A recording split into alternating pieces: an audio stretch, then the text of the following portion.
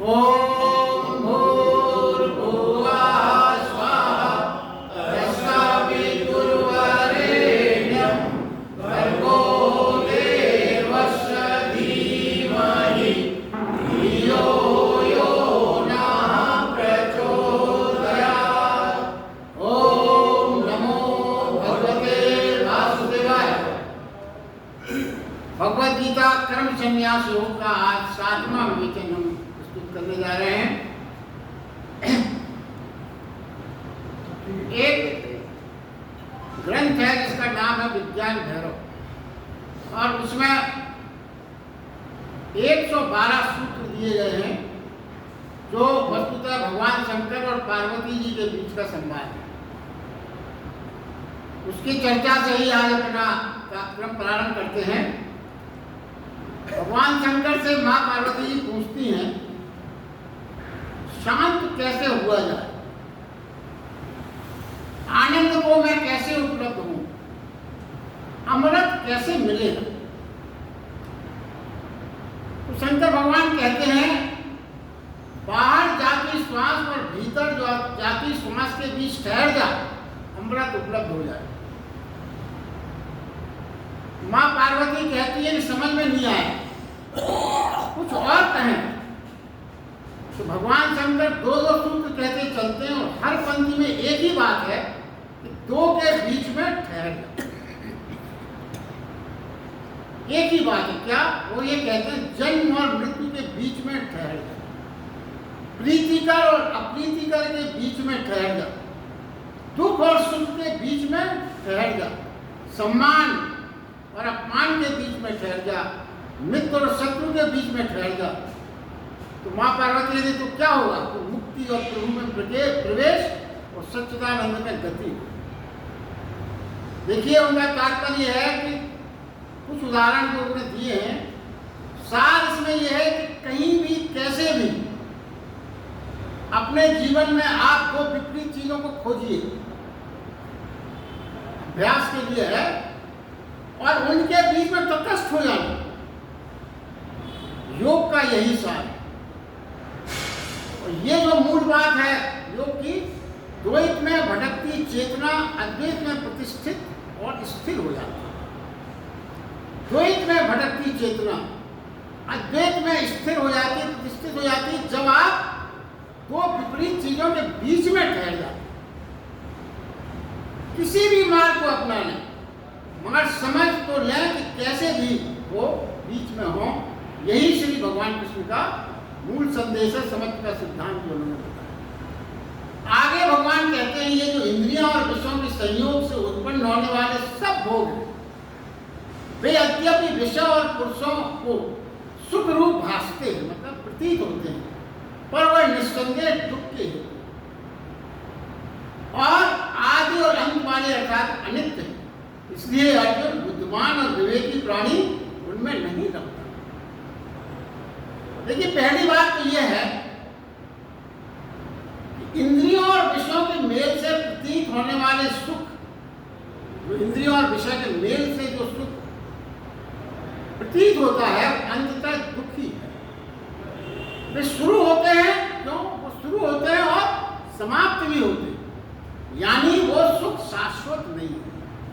कोई भी इंद्रिय और विषयों का सुख ऐसा नहीं है जो शाश्वत है। प्रारंभ हुआ है तो मिटेगा, कोई शाश्वत नहीं है। वे सुख सनातन नहीं है। वो सुख क्या है? सनातन नहीं है, सदा वाले नहीं है, क्षणिक है। क्षणिक है, वो सब सुख जितने भी क्षणिक है, कुछ देर बाद समाप्त होने वाले हैं। भगवान कहते हैं, ऐसा जो जान लेता है, ऐसा जो समझ लेता है, वो फिर उन सुखों से धीरे धीरे अपने को मुक्त कर लेगा। जिसमें इतना समझ आ गई, जिसमें इतना ज्ञान आ गया, वो धीरे धीरे उनसे अलग होने लगता है। वह सुख भासता है, प्रतीत होता है कि सुख है, पर वास्तव में है नहीं। सारे इंद्रिय सुख कैसे हैं? जैसे आप इंद्रधनुष को जब देखते हैं तो बहुत आकर्षक लगता है।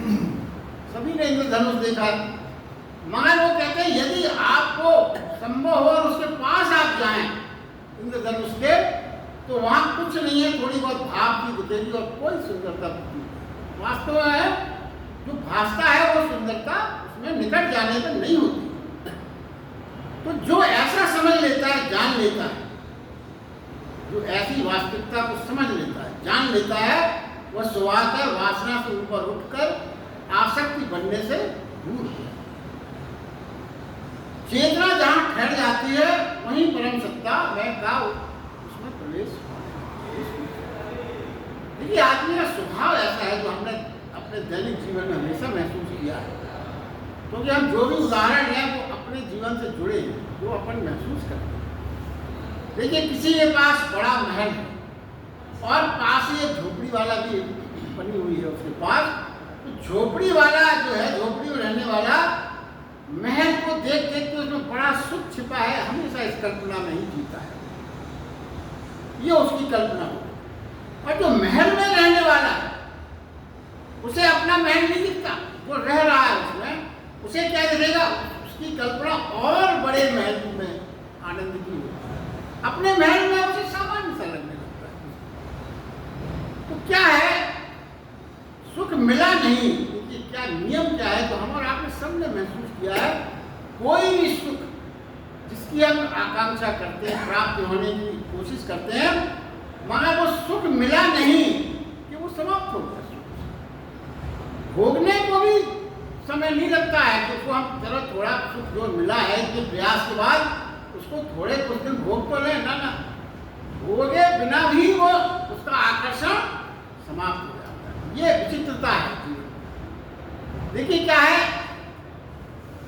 जीवन में काम और क्रोध जिस प्राणी ने जीत लिया, आगे भगवान कहते हैं, वह इस लोक में योगी और परलोक में मुक्त है, वही आनंद को प्राप्त। देखिए काम का अर्थ जो यहाँ पे बहुधा समझते हैं हम, ये काम मात्र लोड नहीं है, ये विराट घटना है। कैसी? काम का अर्थ है दूसरों से सुख लेने की आकांक्षा। काम का एक मात्र अर्थ यह है, दूसरों से सुख प्राप्त करने की आकांक्षा होती है तो वो काम की श्रेणी में आ जाता है। और जहां दूसरे से सुख पाने की आकांक्षा होगी, बिल्कुल ध्यान देंगे, जहां दूसरों से सुख पाने की आकांक्षा होगी वहीं दूसरे के शोषण की राह निर्मित हो जाती है। स्वयं उसके शोषण की राह निर्मित हो जाती है।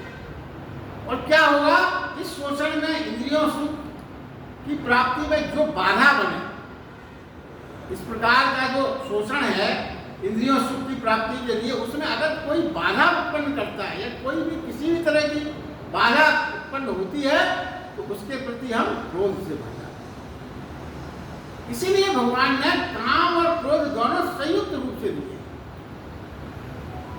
क्योंकि काम की पूर्ति जहां नहीं हुई, जिन कारणों से नहीं हुई, जिस व्यक्ति की वजह से या जिसकी वजह से नहीं हुई, उसके प्रति हमारा क्रोध का भाव बहुत अधिक पैदा हो जाता है। परिणाम समझे काम। अब देखिए काम का जो सुख क्या क्या बिल्कुल विश्लेषण भगवान ने किस तरह किया है। काम पे तो हमारा, जिसको अभी बताया गया, तृप्त होने पर क्या होगा, पूरा होने पर सिर्फ विषाद की कालमा ही छूटी। जब वो काम होगा तो कोई तृप्ति नहीं होगी, काम की पूर्ति जब हो जाएगी तो विषाद की कालमा ही छूटी होगी, अगर पूरी हो गई तो। और अगर पूरी ना हुई तो क्रोध जगेगा। घाटा दोनों तरफ से, या तो आप विषाद में डूब जाएंगे या क्रोध में आ जाएंगे, नुकसान हर तरफ से। और जब क्रोध में आएंगे तो क्या होगा, क्रोध की अगली स्टेज क्या बताई है, उससे फिर हिंसा चालू होती है। जब आप क्रोधित होते हैं तो अपने आप हिंसक हो जाते हैं, कुछ ना कुछ हिंसा आपके द्वारा होती है। और जब हिंसक हो जाता है आदमी तो उसकी स्मृति नष्ट हो जाती है। वो स्मृति नष्ट होने का मतलब वो अपने परिवार का गौरव, अपना गौरव, अपनी प्रतिष्ठा, अपने परिवार का जो तमाम अलंकृत या जो कुछ भी उसकी साख है, उस सब के बारे में भूल जाता है और कुछ ऐसे कृत्य करने लगता है जिसको कहते हैं भगवान स्मृति का नष्ट। और प्राणी फिर क्या होगा, क्रोध में विक्षिप्त। ये सब चीजें जो एक दूसरे से इंटरलिंक है। अब देखिए बड़ा आज के जमाने में आप बहुत स्पष्ट देखें, पश्चिम का प्रभाव हमारे यहाँ भी पड़ता जा रहा है, मगर पश्चिम काम के लिए ही जीता है, वही सब कुछ है, ऐसी उनकी मान्यता है। वो उसको एक स्वाभाविक मांग मानते हैं, उसमें कोई गलत काम उनको नहीं लगता, कोई गलत चीज नहीं समझे। साधारण प्राणी को ये ठीक लगने लगता है। देखिए धन यश सभी हम काम तृप्ति के लिए, पाने की चाह के लिए, सब चीजें इसी में हम पूरा अपना जीवन लगा देते।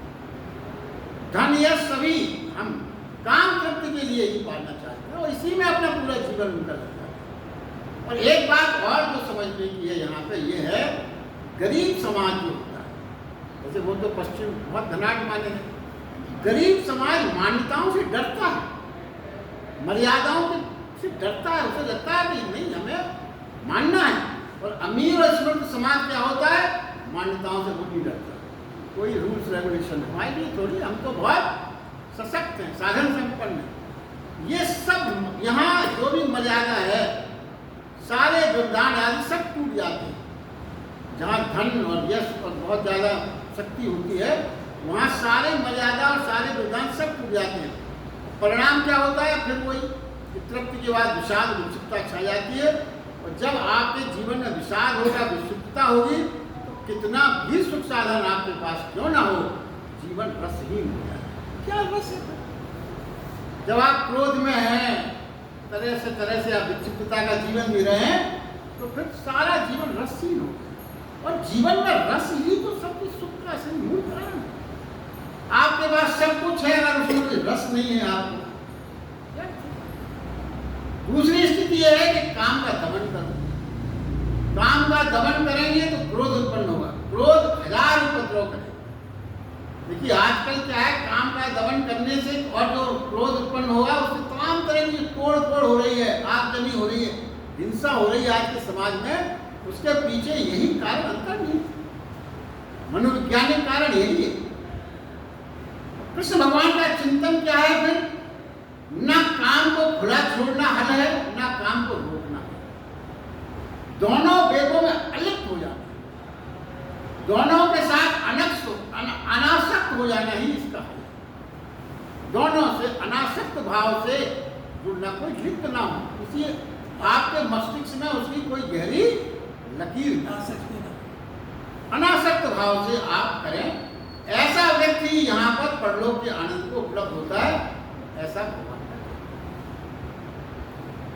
अब देखिए हम क्या है, हमारे पास तो दुखी दुख है चारों तरफ, हम देखते हैं जैसा आज के जीवन में हम तो दुखी दुख को देख पाते हैं और समझ में नहीं आता कि गड़बड़ कहाँ पर क्यों है ऐसा, इसकी चीज हमें समझ में नहीं आती।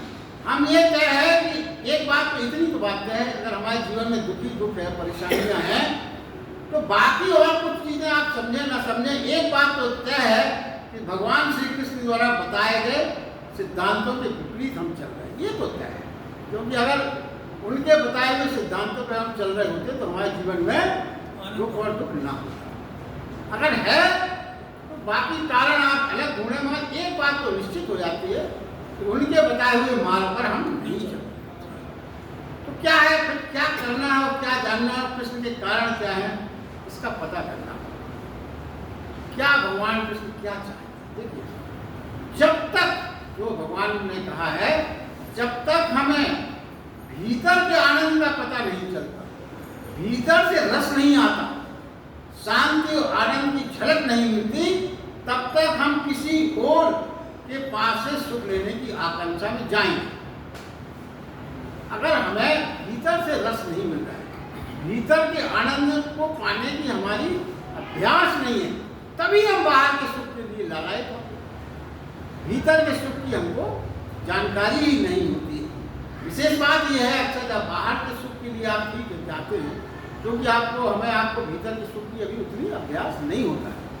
तो मूल कारण भगवान ने ये बताया। अच्छा, बाहर आप जब जाएंगे, बाहर सुख की तलाश में आप जाएंगे, तो जब आप कहीं जाएंगे किसी से सुख पाने के लिए, तो पता लगा वो भी सुख की तलाश में निकलने वाला था। आप उसके पास ये सोच के जाएंगे कि चलो इसके पास हमें सुख मिलेगा, पता लगा वो भी आपकी तरह कटोरा लेके निकलने वाला था सुख की तलाश में। तो क्या है, हम दोनों भिक्षा पात्र लेके आमने सामने बैठ जाएंगे, यही होता है।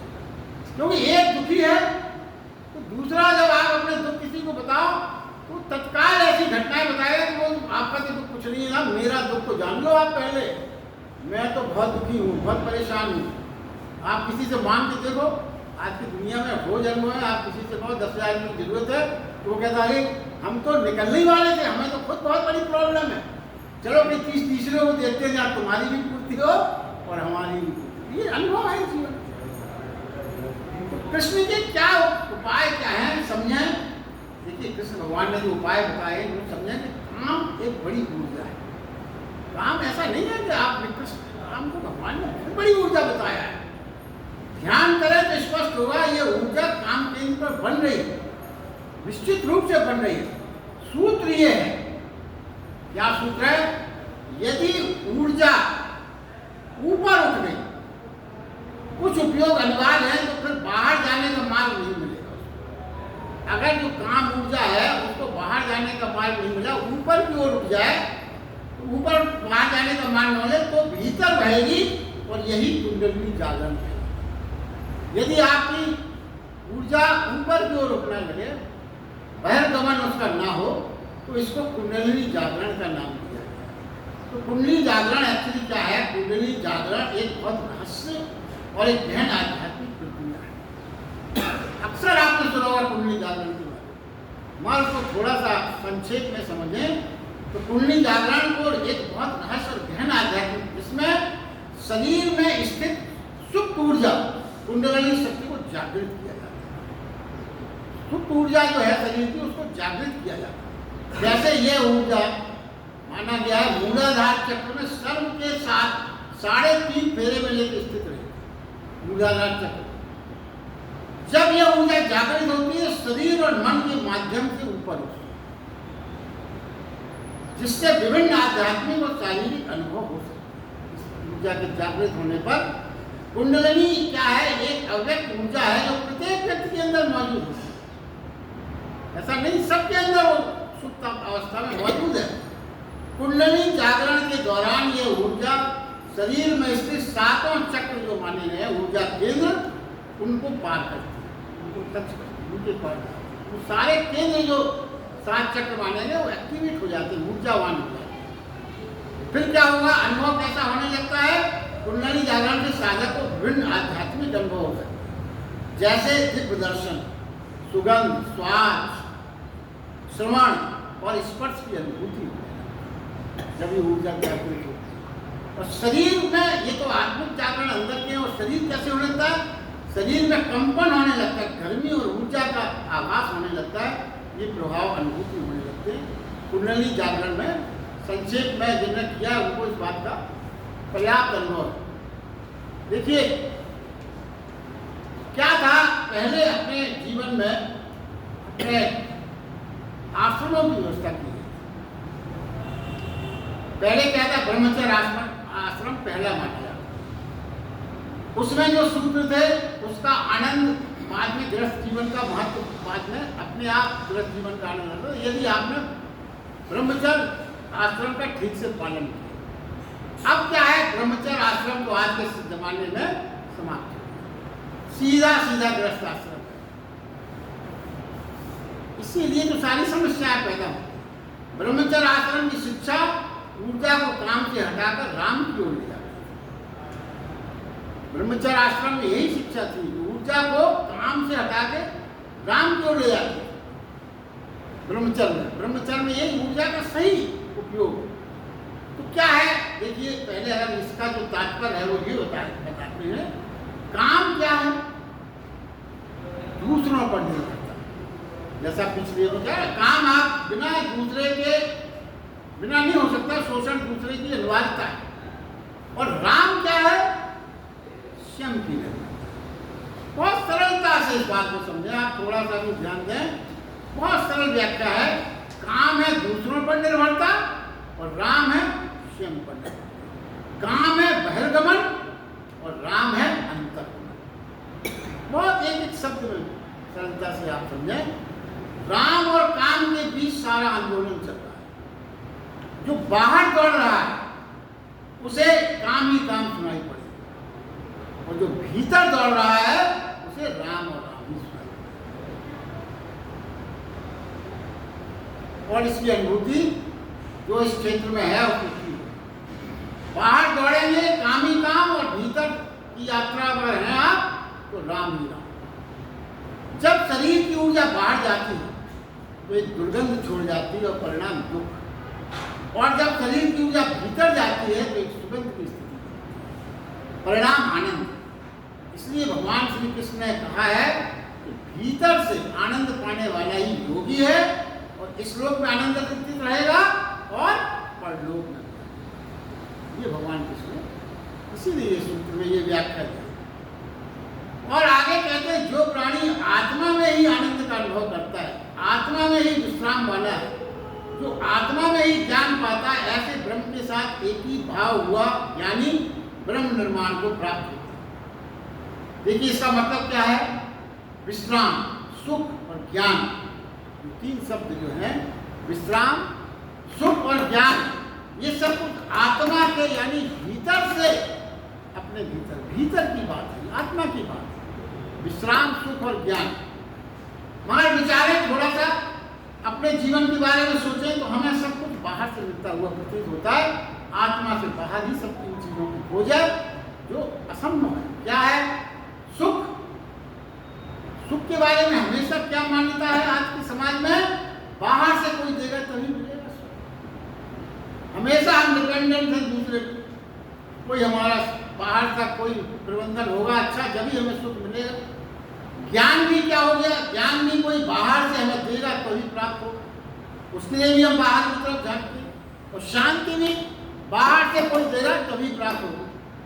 मगर सत्य सूत्र यह है, ना तो दूसरे से सुख मिल सकता है और ना ही दूसरे से ज्ञान मिल सकता है। दोनों चीजें दूसरे से प्राप्त होने का कोई नियम ही नहीं।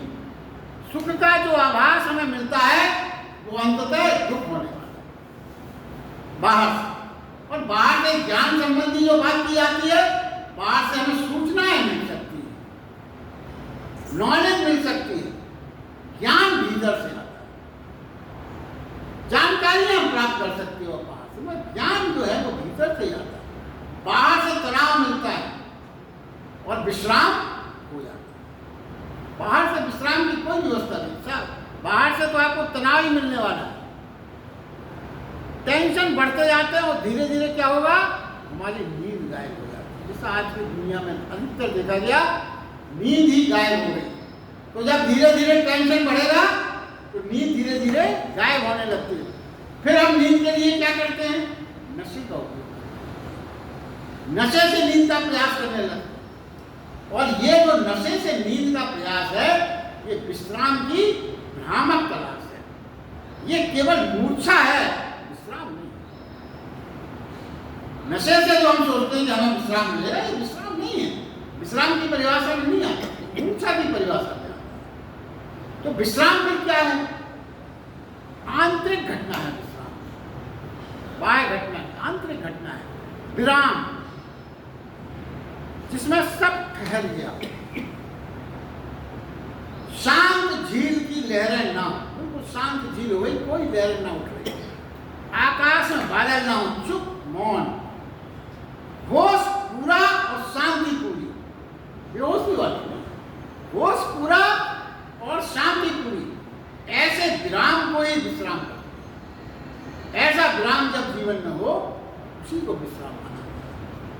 बाकी विश्राम तो मूर्छा है। आप कई आज की जैसे हो गया कि भाई नींद नहीं आ रही, ये नहीं हो रही, तो आपने नशे की आदत डाली, तो आपको और ज्यादा परेशानियां, तरह तरह की तनाव पैदा करने वाला ही काम। भगवान कृष्ण कहते हैं, सुख जिसने जाना भीतर, विश्राम जिसने जाना भीतर, ज्ञान जिसने जाना भीतर, ऐसा ही प्राणी ज्ञान योगी। तीन शब्द जो शुरू में कहे गए थे, सुख, विश्राम और ज्ञान, ये भीतर की वस्तु है। तो जिसने ये जान लिया, ये बाहर से कुछ नहीं मिलने वाला, भीतर से ही मिलेगा, भगवान ने उसको ही ज्ञान योगी। इस राज को समझे, संसार का खोजी, सुख का खोजी, जो सुख का खोजी होगा वो संसारिक प्राणी होगा, जो संसार में खोज रहा है। ज्ञान का खोजी दार्शनिक, वैज्ञानिक, विचारिक, कलाकार होता है। और विश्राम का खोजी संत और साधु। संत और साधु ही वास्तव में विश्राम की स्थिति में है। मगर आध्यात्मिक शब्द ये कहता है ये तीनों सुख ज्ञान और विश्राम बाहर खोजोगे तो धर्म कहता है तुम जो भी चाहते हो वो तुम्हारे भीतर है।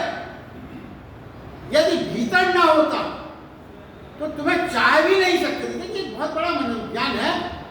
हमारे अंदर कहीं ना कहीं कोई चीज छिपी रहती है, उसी की हम चाह करते हैं।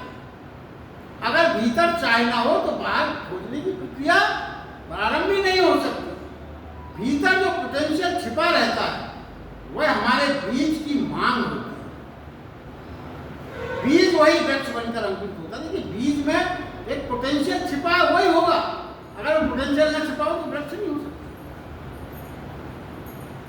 हम जल की तलाश में जाते हैं, क्यों? अगर प्यास हमारे अंदर न छिपी हो, चाय न छिपी हो, तो हम जल की तलाश नहीं करें। कहीं ना कहीं प्यास अंदर है, किसी भी चीज की हो सकती है।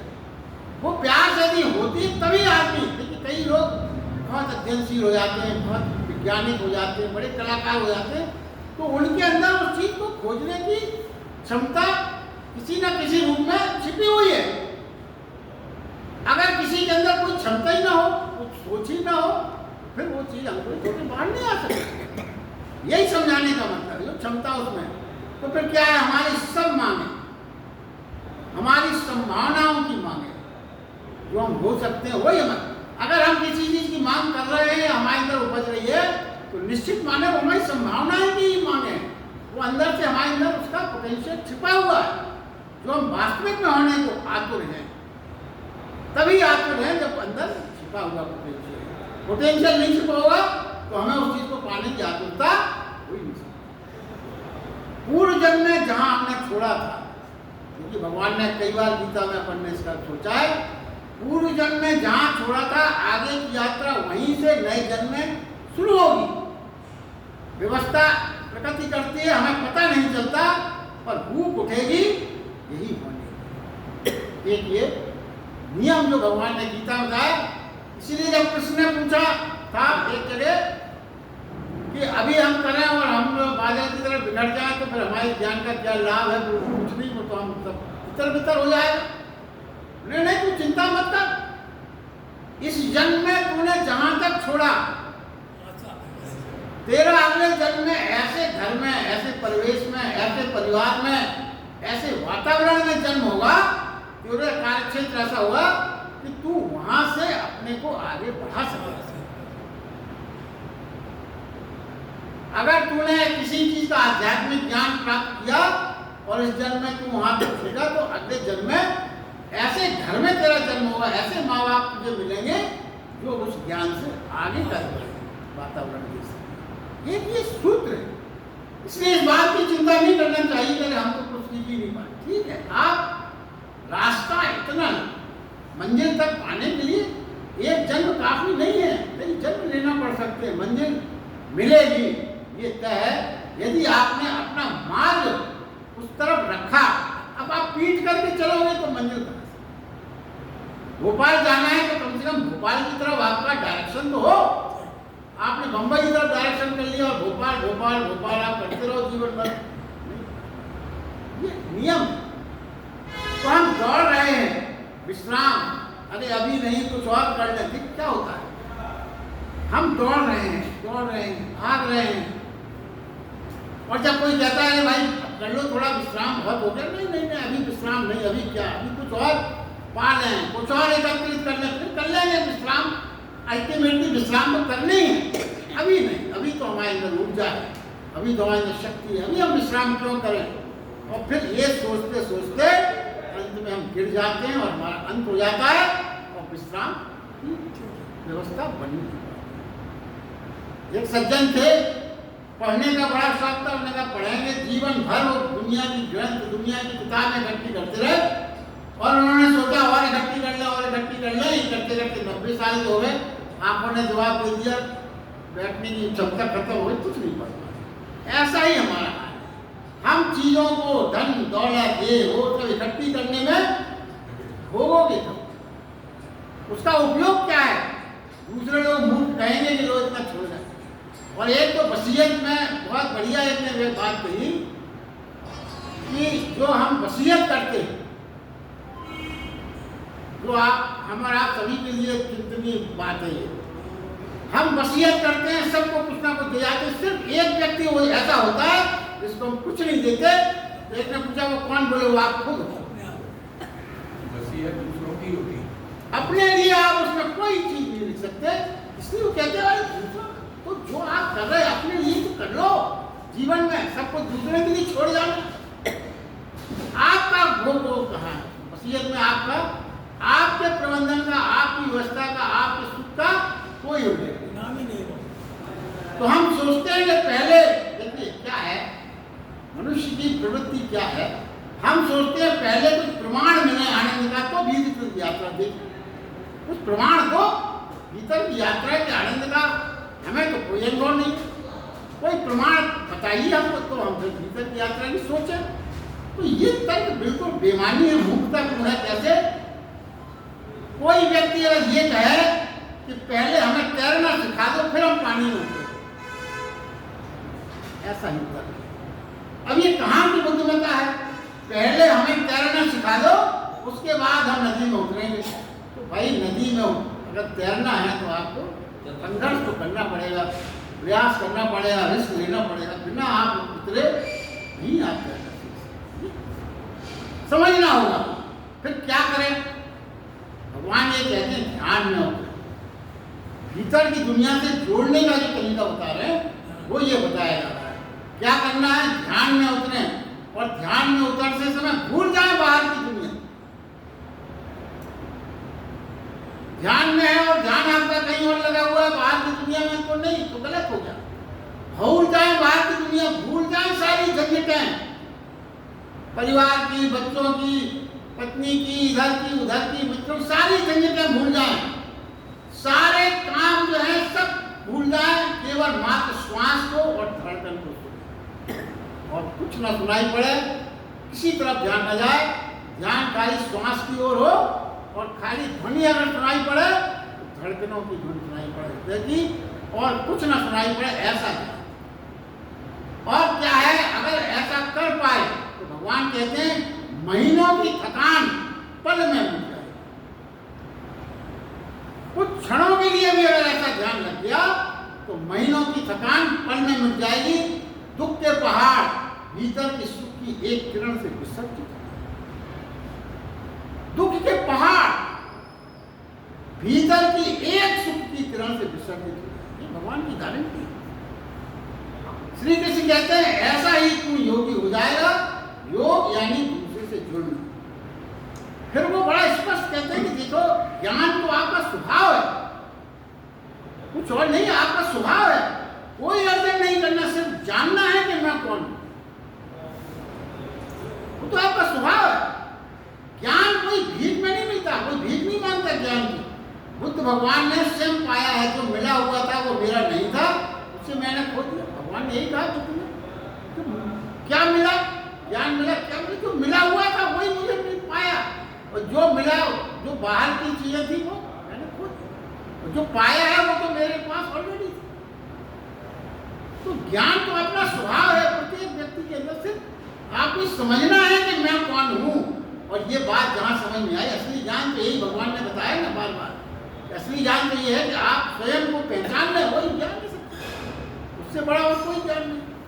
लाओ त्से ने कहा एक बार कि मैं कभी जीवन में नहीं हारा, जीवन में नहीं हारा, हमेशा जीवन भर वो यही कहता। जब उसका अंतिम समय आ गया तो उनके शिष्यों ने घेरा, बोले महाराज आप हमेशा यही कहते रहे कि मैं कभी हारा नहीं, तो जाते जाते वो सूत्र हमें भी बता दें कि हम भी कभी ना हारा। तो उसने कहा कि मैं जीवन भर इसलिए नहीं हारा कि मैंने जीवन में कभी जीतना नहीं चाहा, इसलिए कभी नहीं हारा। कितना इस सूत्र पर आप विचार करें, सारी झंझटें ही खत्म है। सारी झंझट है इसीलिए कि हम हर जगह हर पल जीतना चाहते हैं। वो कहता है मैंने कभी जीतना ही नहीं चाहा, इसलिए कभी हारे नहीं।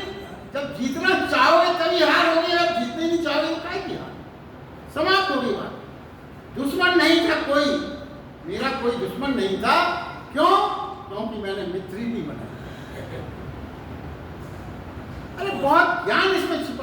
छोटे छोटे सुख हैं जीवन में। कोई दुश्मन नहीं था मेरा क्योंकि मैंने कोई मित्र बनाया। ऐसा विराम शांति विश्राम को प्राप्त प्राणी ही वस्तुतः ज्ञानी है। आज के लिए बस इतना ही।